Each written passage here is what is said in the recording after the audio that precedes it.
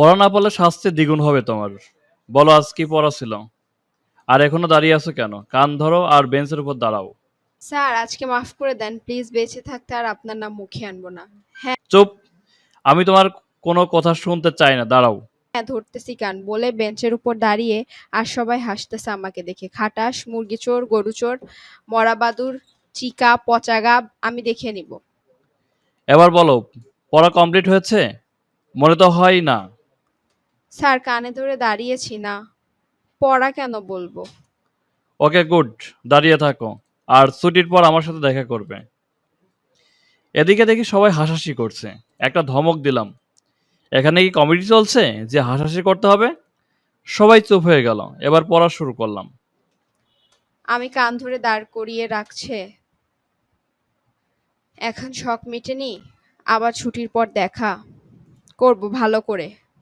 ভালো করে করব, বদমাইশ, পচা মাছ, শুটকি, কালো পিঁপড়া, বাদর, উল্লুক, তোর 12টা আমি বাজিয়েই ছাড়বো। পড়াচ্ছি আর আর চোখে দেখছি পিন পিন করে কি যেন বলছে আর রাগে ফুঁসছে।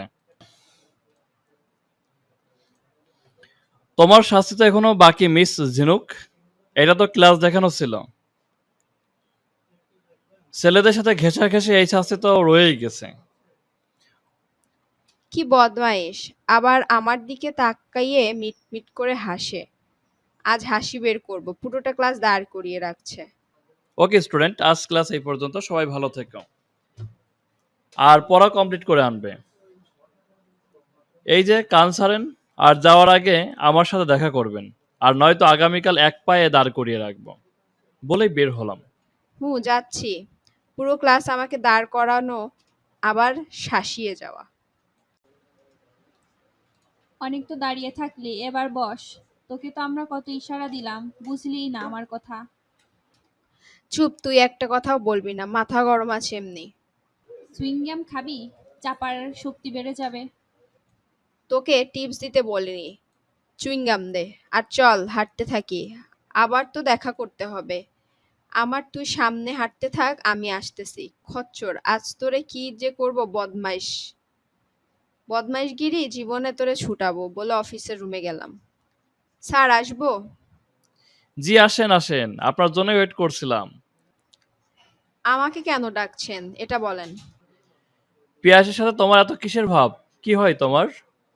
শুনেন, আপনি আমার পার্সোনাল লাইফ নিয়ে ঘাটাঘাটি করার কে? আমার যা ইচ্ছা তাই করবো, এনি প্রবলেম? হ্যাঁ আমার প্রবলেম। তুমি কোনো ছেলের সাথে কথা বলতে পারবে না। আর নয়তো কি করবেন আপনি? এত স্যাস্তর কেন? গা ঘেঁষে ঘেঁষে কথা বলতে আসেন? আপনি কি আমার জামাই যে আমার কথা শুনবো? ও, জামাই হতে হবে তাহলে? আর মুখে মুখে তর্ক করো বলে ওর দিকে এগোচ্ছে আর ও পিছোচ্ছে। তো আপনি কে হন? স্যার, সামনে আসবেন না, ভালো হবে না কিন্তু। কি করবে তুমি করো, সামনেই তো আছি। এত সাহস তাহলে পিছাচ্ছ কেন?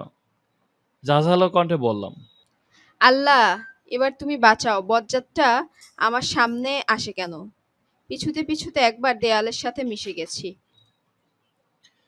করো, কি করবে? তুমি তো আমার কথা শুনতে বাধ্য নও, তাই না? আজ থেকে বাধ্য হবে কথা শুনতে। বলে ওর গাল দুটো চেপে ধরে নিজের ঠোঁট দুটো ওর ঠোঁটে মিশিয়ে দিলাম। আমি কিছু বলতে পারছি না। টানা 10 মিনিট পর সারলাম, দেখি ঠোঁট লাল হয়ে গেছে আর হাঁপাচ্ছে, সাথে আমিও হাঁপাচ্ছি। বদমাইশি তোর।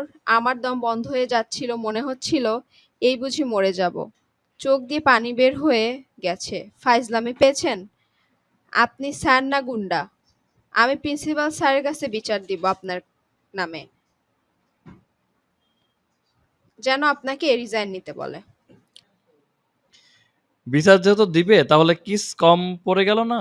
বলেই দেয়ালের সাথে আরো শক্ত করে চেপে ধরে আবার ওর ঠোঁট দুটো নিজের করে নিচ্ছি। আবার বারবার ছাড়ানোর ট্রাই করছে, আরো শক্ত করে ধরে চুমু খেয়েই যাচ্ছি। এক তো নেশা ধরে যাচ্ছে, আবার ও ছোটাছুটিও করছে। এবার 15 মিনিট পর ছাড়লাম আর ছাড়ার আগে ঠোঁটে কামড় বসিয়ে দিলাম। এটা কি করলেন? আমি আর ভার্সিটিতেই আসবো না। একে তো এত টাইম, আবার কামড় বসিয়ে দিলেন। ঠোঁটে হাত দিয়ে দেখি রক্ত বের হয়ে গেছে। ধুর, এটা কি করলাম? অনেক জোরেই কামড় দিছি। শিট! না জানি কত ব্যথা পেয়েছে। পকেট থেকে টিস্যুটা বের করে দিলাম। No need. আপনার টিস্যু আপনার কাছেই রাখেন বলে চলে আসলাম। আসলে এতটা রাগ ঠিক হয়নি। ওকে তো নেশা ধরানোর ঠোঁট আর একটা কথাও শোনে না, শুধু জিদ করে। উফ! নিজের রাগটাই কন্ট্রোল আনতে পারি না। বলেই বেঞ্চের উপর একটা বাড়ি দিলাম। আর এদিকে আমার রাগে হাত পা কাঁপতেছে। কি পেয়েছে উনি? একে তো পিঠ ছাড়েই না, আজ কি করলো? আর ভার্সিটিতেই আসবো না, দেখি কি করে। কিরে এত টাইম কি করলি? সেই কখন থেকে ওয়েট করছি। 1 আওয়ার্স আপ হয়ে গেছে। কি বললো রে তোরে? নাকি সাজেশন দিল? সাজেশন না তো মাথা দিছে। কোনো প্রশ্ন করবি না। বাসায় যাব এখন, চিল্লিয়ে বললাম। আরে বাবা রিল্যাক্স। আমিও কি এখানে থাকবো নাকি? বাসায় তো যাব। ভালো মুডে গেলি, খারাপ মুড নিয়ে বের হলি, বুঝলাম না কিছু। আর তোর ঠোঁট কি? চুপ চুপ তুই। আমার ঠোঁটের জাহান্নামে যাক বলে ওকেই রেখে চলে আসলাম। আর এদিকে জিহাদ বের হয়ে দেখে ঝিনুক নাই। তাই সে আবার তাই সে আর বেশিক্ষণ না থেকে গাড়িতে চড়ে বাসার দিকে যায়। গিয়ে গাড়ি রেখে বাসার ভেতর ঢুকে তখনই মা ডাক দেয়। আজ সকাল সকাল আসলি যে, তাড়াতাড়ি ছুটি দিয়েছে? বলতে পারো তাড়াতাড়ি। কেন? কোনো কাজ আছে নাকি, বলতে পারো। মা আমার পাশেই সোফায় বসে মাথায় হাত বুলিয়ে দিচ্ছে আর বলছে, আর আমি জুতো খুলছি বসে বসে। কিরে জিয়াদ, তোর মাথায় আঠালো, এগুলো কি? আঠালো মানে? আঠালো কি আসবে? ওয়েট হ্যাঁ, তুই আয়না গিয়ে দেখ, পুরো মাথায় ছেয়ে আছে। মা, দেখছি। আয়নার সামনে গিয়ে দেখি পুরো মাথায় চুইংগাম লাগানো। এটা দেখে মাথায় রক্ত চড়ে চড়ে গেছে জিদে। আমার মনে হয় চুইংগাম হবে। আর চুইংগাম কিভাবে উঠাবি? ন্যাড়া হতে হবে। বলেই মা মিটমিট করে হাসছে। আর চুইংগাম কিভাবে মাথায় গেল? মনে হয় কেউ ঘষে দিছে। মা, বেশি হয়ে যাচ্ছে কিন্তু। আর কোনো উপায় নেই উঠানোর। এটা অল্প হলে তেল দিয়ে উঠানো যেত, পুরো মাথায় এটা ন্যাড়া ছাড়া উপায় নেই। এটা ঝিনুকের কাজ, কারণ কিস দেওয়ার সময় ও আমার চুল ধরেছিল। কাল ভার্সিটিতে গেলেই কষে 4টা চড় দিব। এত ফাজিল আর বদমাইশ কিভাবে হয় মা? চুল না কাটলে হয় না? এত কথা না বলে চল ন্যাড়া করে দেই। এত কথা না বলে চল ন্যাড়া করে দেই।